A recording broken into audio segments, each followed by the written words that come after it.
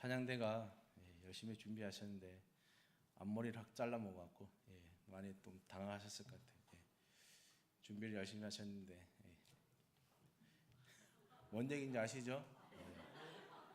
앞머리를 잘라 먹으니까 다들 당황하셔갖고 판매 사원 모집하는데 한 남자가 와서 이제 면접을 봅니다. 면접을 보는데 입을 여니까 신기해. 이제 이렇게 하는 거야. 파파파파파파. 판매 사사사사 원이 대고 씻습니다. 돼요 안 돼요 이런 사람이. 근데 이상하게 이제 합격을 시켜줬어요. 채용을 했어요. 근데 더 신기한 일은 이 사람이 판매 실적 1등이 된 거예요. 그래서 이제 회사에서 이례적인 일이다 하면서 이 사람한테 이제 그 1등 할 수 있는 비결, 판매에 대한 비결을 강연을 하라고 이제 자리를 마련해줬어요. 그래서 이 사람이 딱 가더니 이건 아주 간단합니다. 뭔지 모르시나 봐요. 이제 판매하는 방법이 아주 쉽다는 거죠. 그래서 이 사람 설명하는 거예요. 우선 초인종을 누르고 주인이 나오면 이렇게 마마마마말 하하하면 됩니다. 잘 들어보세요. 책책책책 점점점 사사사사 주세요. 자, 아니면 제가 들어가서 책을 읽어 드릴까요? 책을 사겠어요, 안 사겠어요? 저 같으면 사고 말겠어요. 그래서 이제 판매사원 1등이 됐다 하는 우스운 얘기가 있는데요. 저는 이제 동서집에 놀러 갔다가 드라마를 소개받고 그 후반부터 봤는데 재밌었어요. 유행어가 있죠. 어머니 저를 전적으로 믿으셔야 됩니다. 어머니 감수하시겠습니까? 뭐예요? 대세죠. 요즘 뭐 또 끝났다고 또 뒤에 이렇게 후기도 나오고 하던데, 근데 재미도 있는데 보다 보니까 뭔가 이렇게 묵직한 뭔가를 이렇게 던져주는 그런 드라마이기도 한 것 같아요. 형설지공 이렇게 해서 개천에서 용났던 그런 시절을 여러분들 다 보내셨잖아요. 근데 이제는 개천에 용이 없답니다.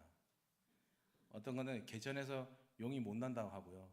어떤 사람은 개천일 뿐이다 이렇게 얘기하고, 그리고 어떤 사람은 개천에서 용 나면 안 된다 이렇게 얘기하는 사람도 있다고 그래요.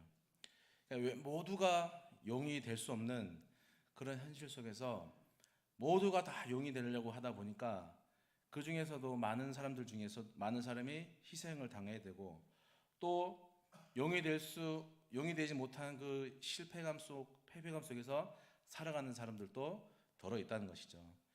게다가 용이 된 사람들이 더 이상 그 개천을 돌보지 않는 거예요.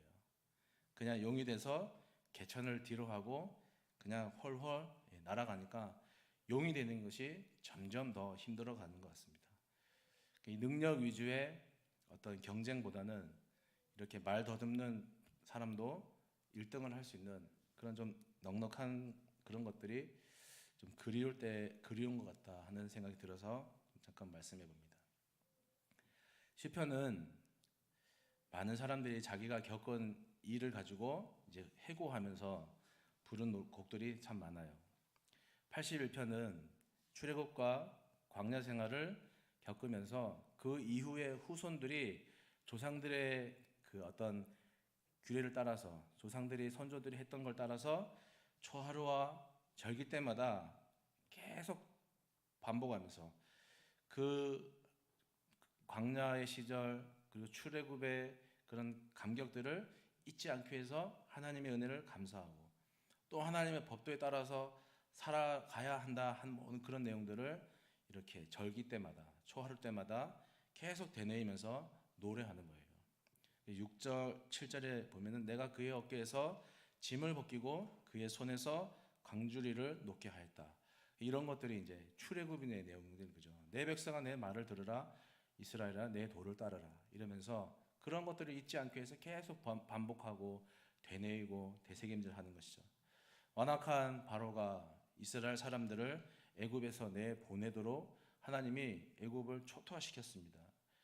또 이스라엘 사람들에게는 그 종살이의 그 노역이 얼마나 힘든 건지, 그리고 그 힘듦 속에서 해방을 맞는 기쁨이 무엇인지 이스라엘 사람들로 알게 하셨어요.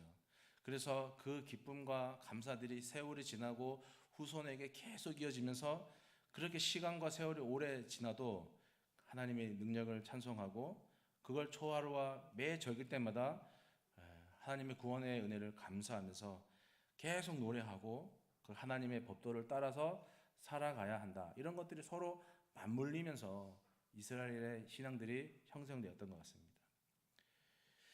그러면 우리를 영광에서, 하나님의 영광에서 또 그 하나님의 영광을 보고 계속해서 하나님의 영광으로 이끄시는 그것이 정말 하나님이 우리에게 주시는 하나님의 능력이 아닌가 싶어요. 사도행전에 보면 베드로의 설교가 나오고 거기 또 뒤에 7장에 보면 스데반의 설교가 있어요.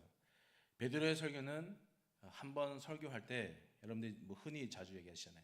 한 번 설교에 3,000명, 5,000명이 회심하고 하는 능력 있는 설교고, 스데반의 설교를 가만 보면 스데반은 설교하고 난 후에 어떻게 돼요? 죽어요. 끝이에요. 여러분은 어떤 설교를 좋아하십니까? 이렇게 물으면 또 이렇게 생각해 보시겠죠. 네, 그냥 어떤 설교를 더 기억하고 어떤 설교에 더 익숙해져 있고 어떤 설교가 더 기억에 남습니까? 어떤 강사가 집회 참석자들의 상황과 지금 형편을 아주 쪽집게처럼 잘 맞추니까 사람들이 막 놀라고 대단하다, 능력이 많다 하면서 그 집회에 많이 몰려들어요. 집회 때마다 한 사람씩 이렇게 일으켜 세워서 그 사람을 위해서 기도해주고, 그리고 기도가 마치면 그 사람을 향해서 손을 쭉 뻗으면서 뭐라고 하니까 이 사람이 뒤로 확 넘어지는 거예요. 하는 사람마다. 나중에 알고 보니까 이게 다 거짓말이었어요.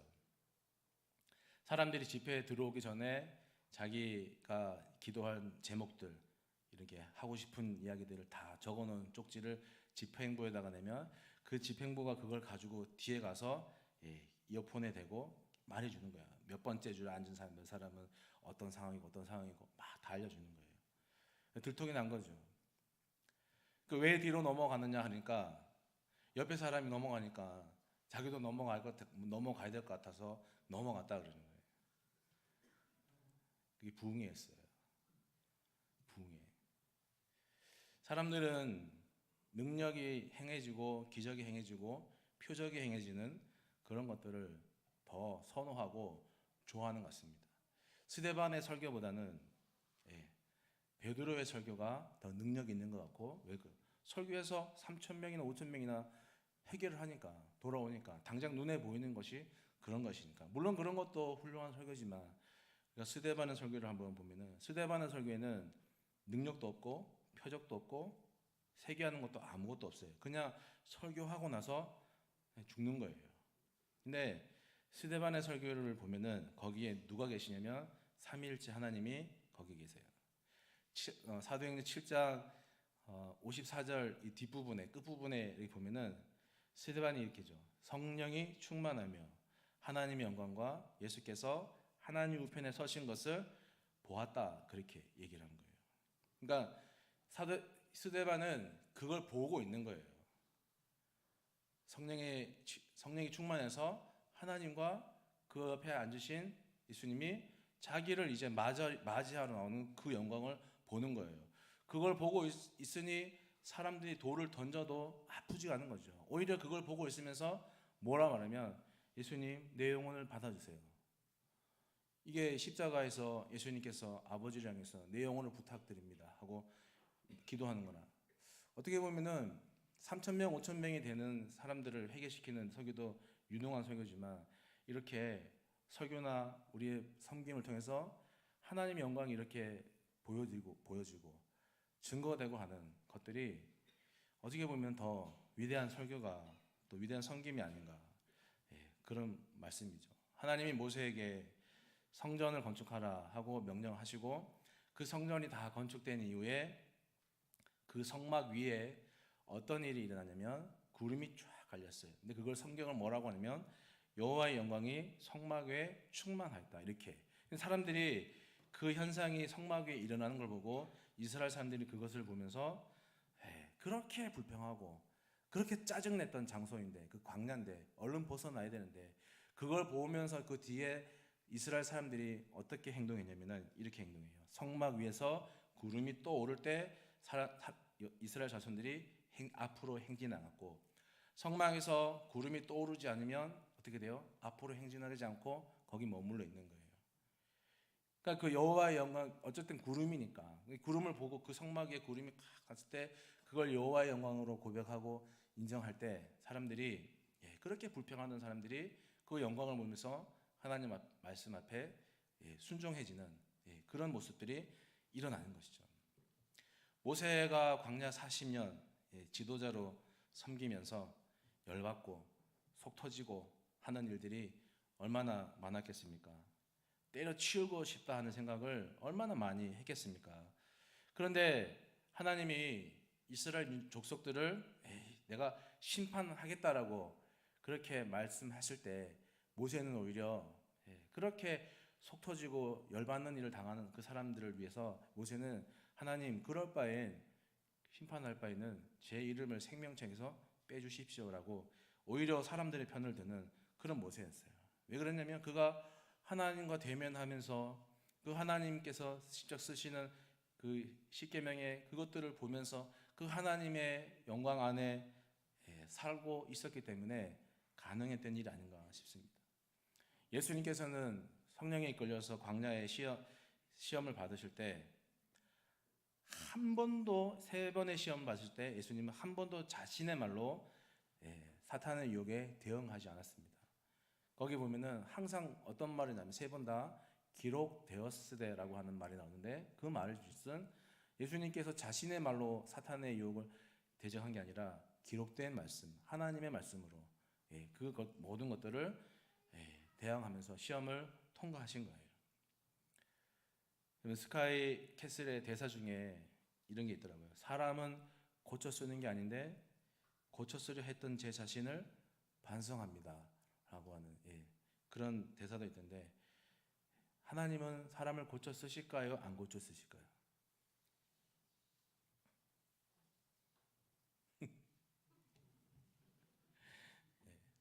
답은 나만 알죠. 자기를 부인하고 자기 십자가를 지는 것이 무엇인지 모르는 사람이라 하더라도 하나님은 그 사람에게 자기를 부인하고 자기 십자가를 지는 게 무엇인지 깨닫게 해주시고 마음에 확신하게 해주셔서 하나님 나라의 증인으로 만들고 고치고 능력의 사람으로 쓰시는 하나님이에요. 우리가 정말 그렇게 베드로의 설교도 중요하지만 때로는 하나님의 영광을 바라보는 신앙생활, 그냥 나 혼자만 열심히 해서 뭔가 하는 게 아니라 이 섬김을 통해서 하나님의 영광을 깨닫게 되고 또 어떤 때 보게 되고 또 마음의 감동으로 얻게 되는 그 하나님의 영광을 위한, 하나님이 우리를 하나님의 영광으로 이끌어 가시는 그런 것들이 진정 우리에게 하나님의 능력이 아닌가 싶습니다. 너무 조용해서 제가 진지한 설교하는 게 아닌데 너무 조용하셔갖고 재밌는 얘기 하나 하고 넘어가겠습니다. 옛날 88년도 오락실이죠. 88년도 이 조정기 갖고 막 하던 이런 오락실 다 다니셨을 텐데, 그 오락실을 지키는 2마리 용이 있어요. 무슨 용인지 아세요? 2마리 용인데 용 2마리의 이름을 아십니까 혹시? 제가 알면 제 자리에 귤이 있는데 귤을 드릴게요. 오락실을 지키는 2마리 용 이름을 아시는 분? 없죠? 한 마리는 1인용, 한 마리는 2인용. 50원을 넣으면 혼자 하고 100원을 넣으면 2인용, 1인용, 2인용이 오락실을 지킨다는. 잠 좀 깨셨어요? 개천에서 진짜 두 마리 용이 났어요. 근데 한 마리 용은 용이 되더니 개천을 등지고 떠나버렸습니다. 두 번째 용은 자기 같은 용이 개천에서 나도록 개천을 잘 관리했어요. 여러분들은 우리는 어떤 용입니까? 첫 번째 용이세요? 두 번째 용이세요?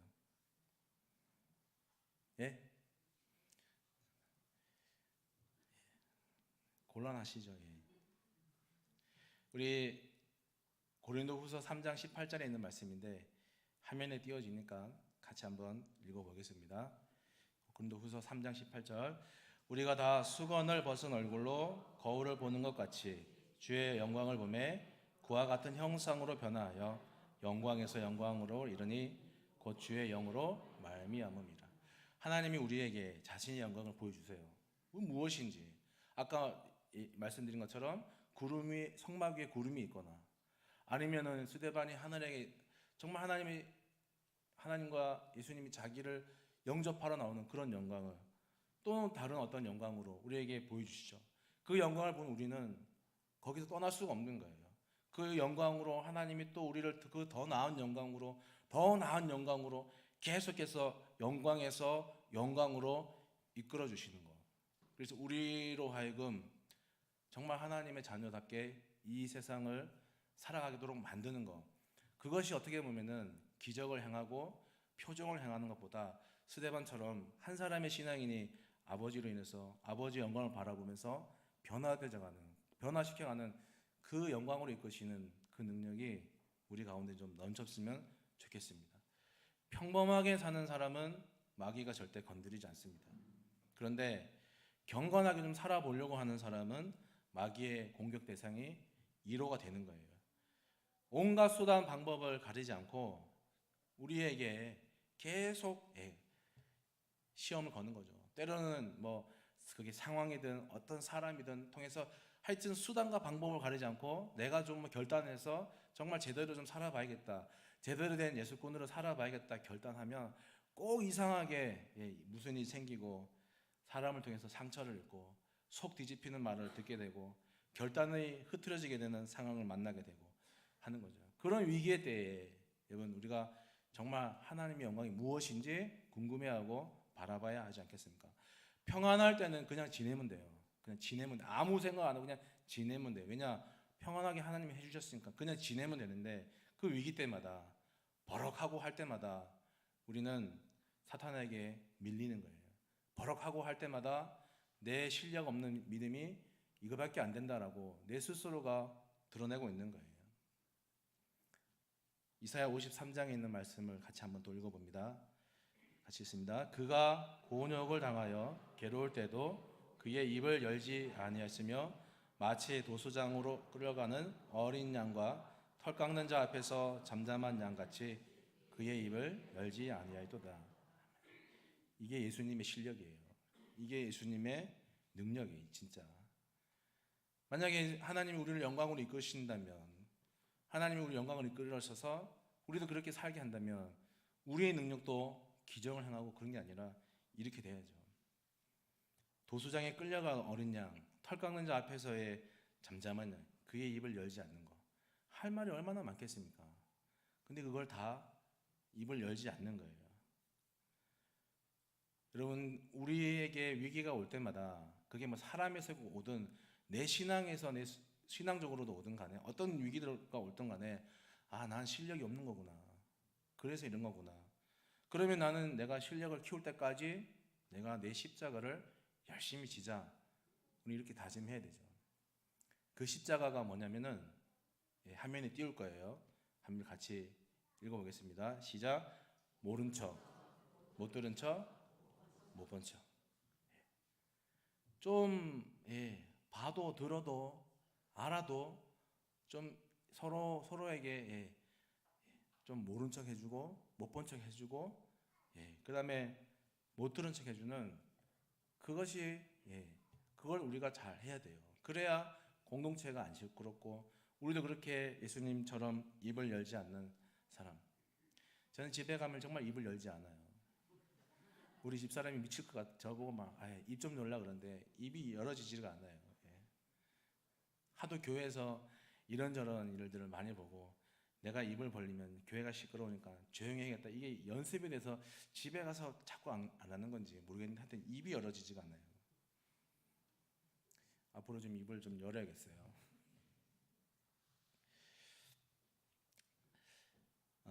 교육자실에서 좋은 넥타이가 어떤 것인가라는 토론이 일어났습니다. 넥타이 토론이 며칠 전에 있었어요.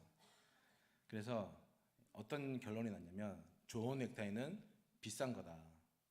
좋은 넥타이는 어떤 옷에 갖다 매도 다 어울리는 거다.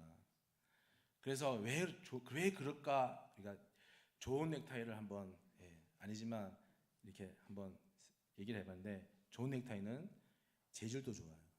그리고 좋은 넥타이는 잘 보면 무늬가 아주 고급스러워요. 그냥 하는 것 같은데 아주 고급스러워요. 그래서 비싸고 그래서 누가 봐도 좋고 그래서 어떤 옷에 갖다 매도 다 어울리고 그게 좋은 넥타이다. 결론이 났어요. 뭔 얘기하다 여기 딱 풀어드릴게요. 우리 81편은 아삽이 지은 노래예요. 오베데돔의 집에 있던 법궤를 예루살렘으로 옮길 때 다윗이 막 기뻐 뛰며 바지가 벗겨지는도 모른 채 찬양을 합니다. 왕 체면에 바지가 내려갈 만큼 춤추진 않겠죠. 뭔가 어떤 의도가 있는 거예요.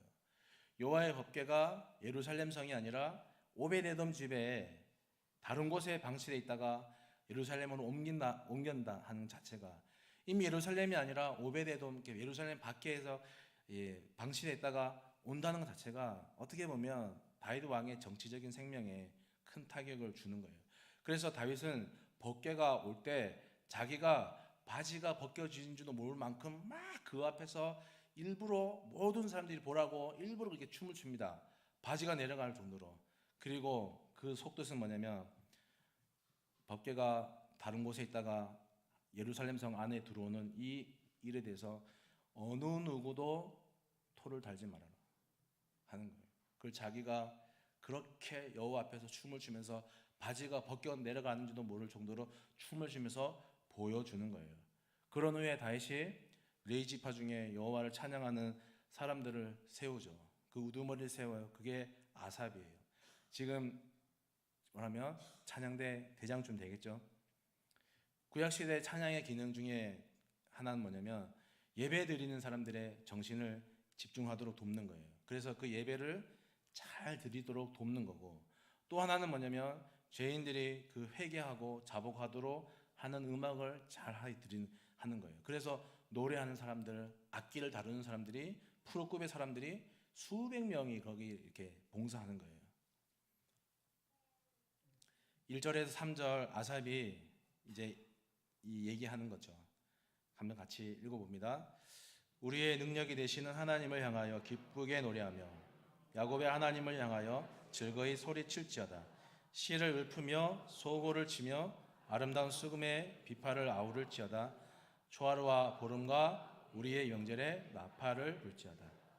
아삽이 그 기쁘고 즐겁고 그 하는 노래가 뭔지 한번 우리가 이렇게 보여주자라고 찬양 대원들한테 악기를 다루는 사람들한테 얘기하는 거예요.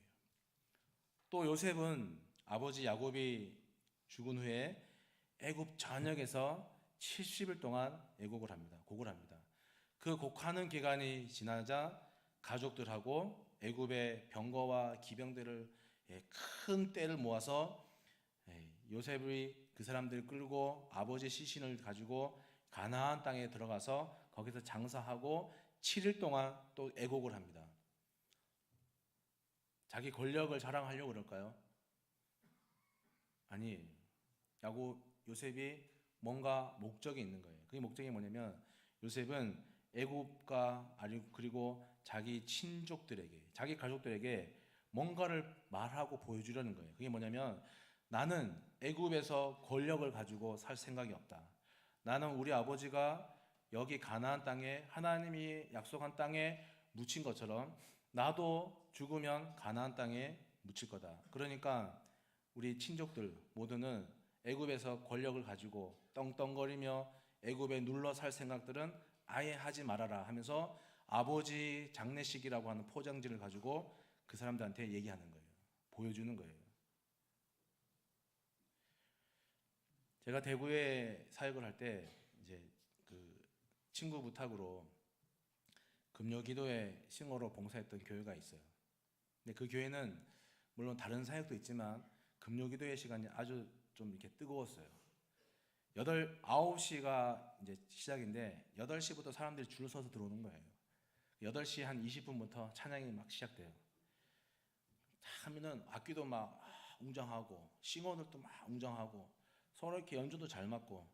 그런데 이제 그것도 부럽지만 더 부러운 건 뭐냐면 그 속에서 사람들이 막 감사하고 기뻐하고 막 손을 들고 자기의 마음들을 마음껏 표출하고 막 뜨겁게 기도하고 막 그런 모습들이 좀 놀랍고 사실 좀 부러웠어요. 여러분, 우리가 찬양과 기도라고 하는 내용과 그리고 이 악기와 풍성한 악기와 좋은 연주자들과 이런 이 분위기라고 하는 포장지가 잘 어울려지면은 정말 예배 드리는 사람들이 기쁘게 있는 그대로 자기를 하나님 앞에 내어놓을 수가 있는 거죠. 내용이 중요하죠. 그러나 포장지를 어떤 것으로 하느냐도 중요한 거예요. 어떤 것에 갖다 대도 맞는 넥타이처럼 어떤 것에 갖다 대도 맞는 포장지를 우리가 포장을 잘해야 돼요. 아무리 좋은 물건이라도 포장지가 허술하면 받는 사람이 그 안에 물건을 보기 전까지는 기대 안 하죠. 기대감이 낮아요. 그런데 허술한 물건도 포장지가 진짜 예쁘고 고급지면은 이거 안에 뭐가 들었지? 하고 기대감이 상승하는 거예요. 보통 교회들마다 오후 예배 나오시는 분들이 그 교회 오래되신 분들이고 또 일하시는 분들이고 중추적 역할을 감당하시는 분들이죠. 여기 계시는 분들이 대한교회 모든 예배와 찬양과 기도를 잘 포장하셔야 할 분들이에요. 내용만 중요한 것이 아니라 그 내용을 어떤 포장주로, 그래서 포장을 잘하는 것도 능력이라니까요. 시골에 계신 할머니가 교회를 다니기 시작했습니다. 근데 뭐 교회 다니니까 교인들이 뭐 여기저기서 하는 말이 있어요. 그게 뭐냐면 주여, 아이고 주여, 말끝마다 주여 주여길래 저게 원래 해야 되는 거구나 해서 할머니도 따라서 주여 주여 따라해요. 주여 주여 하면 뭐 좀 알 것 같은데 여전히 주여 주여 하고 다니는데 설교를 들을 때만 알고 끝나면 모르고 뭐 하나님이 뭔지 교회가 뭔지 그냥 교회 다니는 거예요. 그렇게 주여 주여 하고 지내는 할머니, 그 할머니 마음속에 거룩한 생각들이 일어나기 시작했어요. 그게 뭐냐면 교회를 좀 열심히 다녀봐야겠다 하는 마음이 생긴 거예요. 그러면서도 계속 주여 주여 하고 그냥 다니는 거예요. 뭐 알고 다니는 게 아니라 그냥 다들 그렇게 하니까 그렇게 한 줄 알고 다녀요. 하나님이 누구신지, 예수님이, 성령님이 뭔지, 홍수 얘기를 하는데, 부활 얘기를 하는데, 심판 얘기를 하는데 한 번도 들어본 적이 없는데, 그런데 주여 주여 하고 다니는 할머니 마음속에 어느 날 더 신기한 일이 나는 게, 그런 것들을 본 적도 없고 자기가 뭐 겪은 적도 없는데 그 할머니 마음속에 그게 믿어지기 시작하는 거예요. 설명은 안 돼요. 설명은 안 되는데 그런 것들이 믿어져요.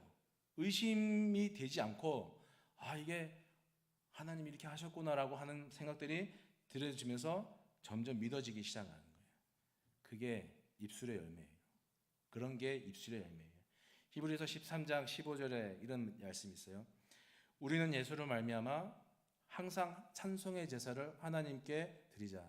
이는 그 이름을 증언하는 입술의 열매니라 하는데, 할머니가 입에 달고 살았던 그 주여 주여 하는 그 포장지 때문에 할머니 마음 가운데 거룩한 생각이 일어났고, 또 할머니가 의심이 사라지고 예수가 믿어지는, 증언되는 열매가 생긴 거예요.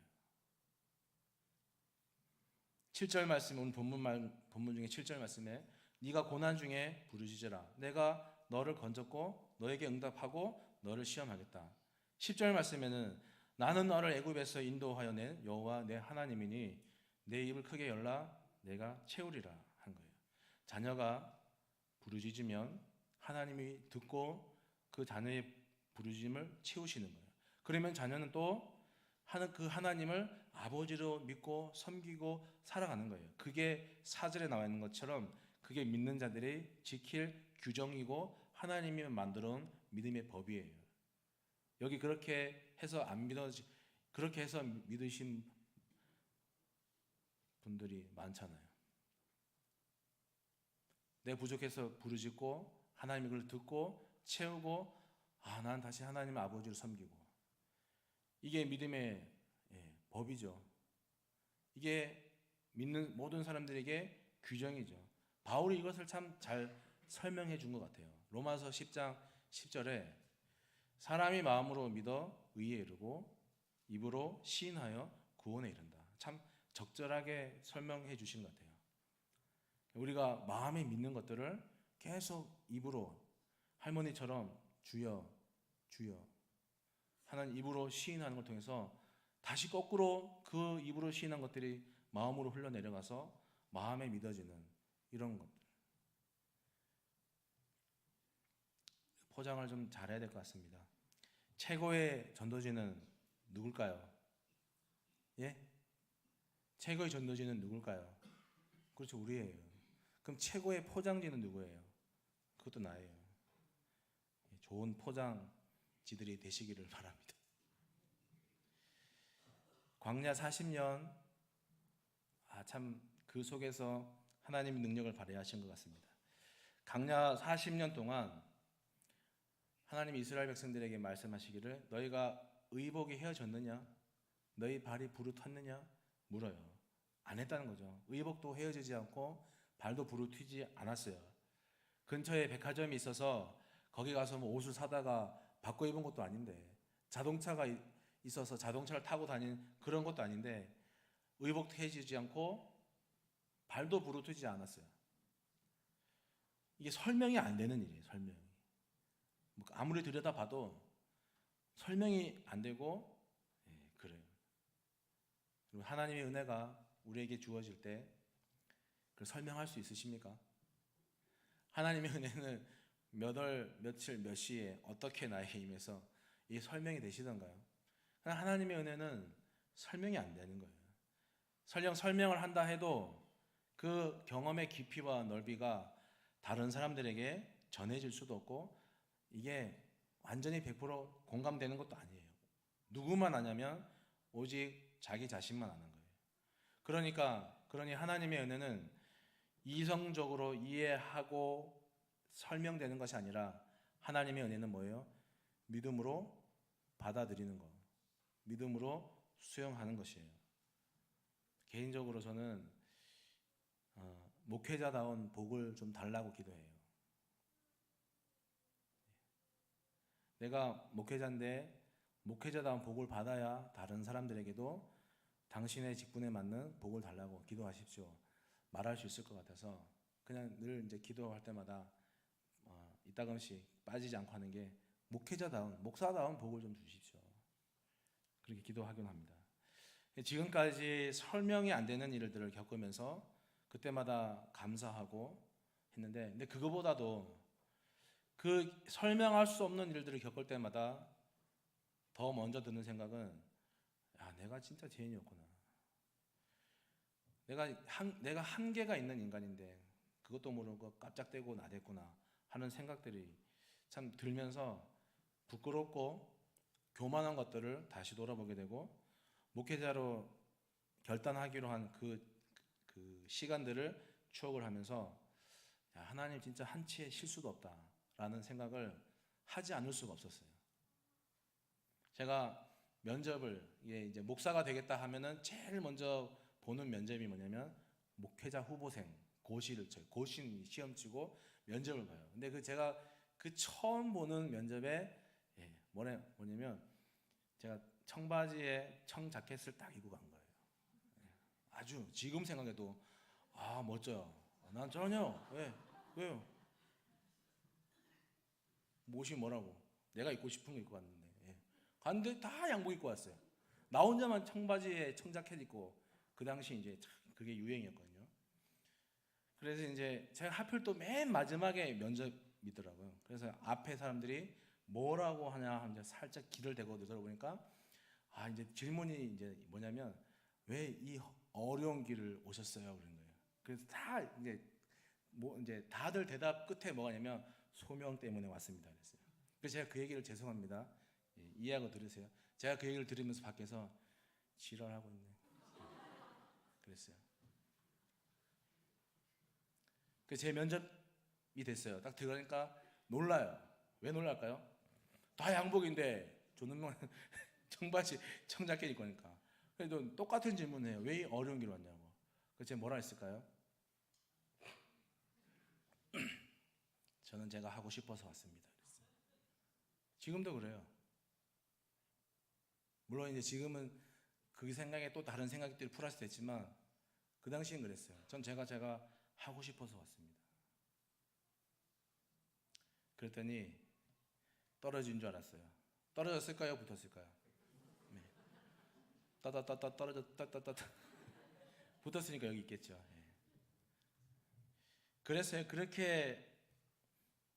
그러면서 이제 시험을 준비하면서도 또 이따금씩 회의가 들고 또 걱정도 되고 그리고 이제 뭐 사역도 하면서도 한번 큰 시련이 올 때 하나님 도저히 안 되겠어요. 제가 못 가겠어요. 버팅기고 하다가 하나님이 계속 이렇게 뭔가 이렇게 사인을 주고 저는 또 버티고 하다가 나중에 도저히 안 돼서 제가 그랬어요. 알겠습니다. 그만 괴롭히십시오. 제가 하겠습니다 하고 제가 하나님께 하나 걸고 온 게 있어요. 맞추시면 저기 있는 귤 드릴게요.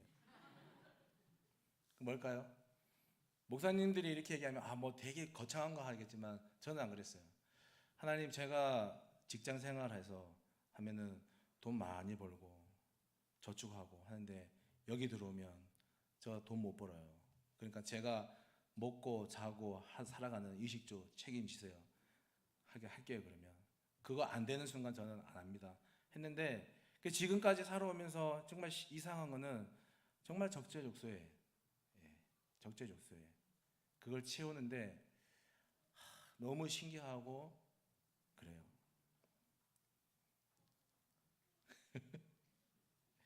16절 말씀에 내가 기름진 밀을 그들에게 먹이며 반석에서 나오는 꿀로 너를 만족하게 한다 하는데 광야에서 밀가루 어떻게 구합니까?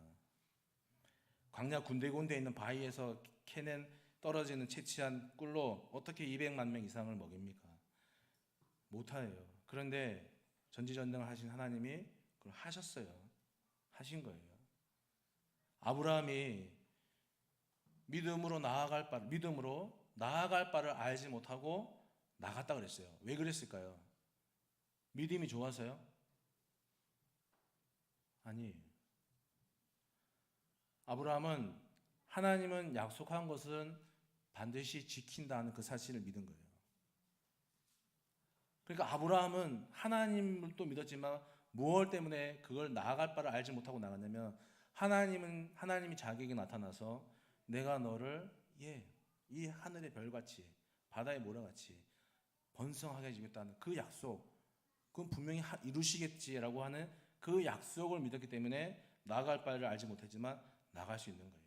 믿음이라는 게 내가 좋아서, 내가 열성이 있어서, 내가 뜨거워서 하는 게 아니죠. 믿음은 하나님의 약속을 믿는 그거예요. 거기에 근거가 있는 거예요. 그래서 약속을 붙잡고 사는 게 그게 믿음이에요.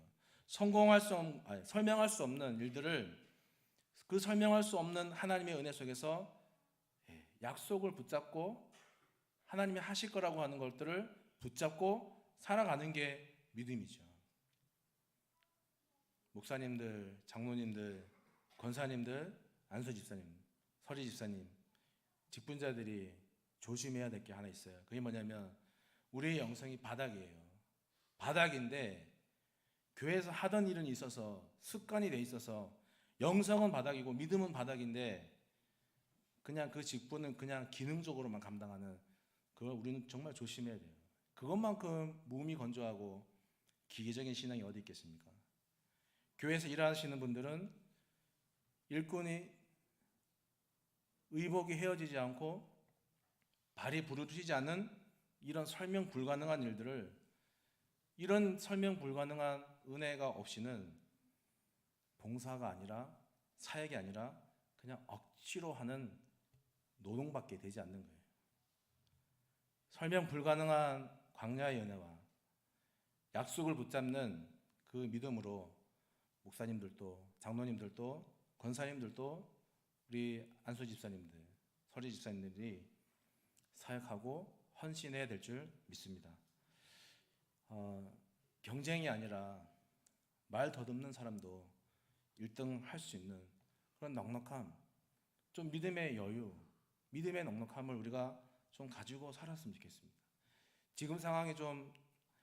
지금 우리들의 상황에 우리가 초조해할 것이 아니라 광야 40년 동안 의복을 헤어지지 않게 하셨고 발을 부르트지 않게 하셨던 그 하나님의 능력으로, 그 하나님이 우리 가운데 약속하신 것들은 언젠가는 이루신다 하는 그 약속을 붙잡는 믿음으로 살아가는 우리 대양의 모든 가족들이 될 수 있기를 주님의 이름으로 축복합니다.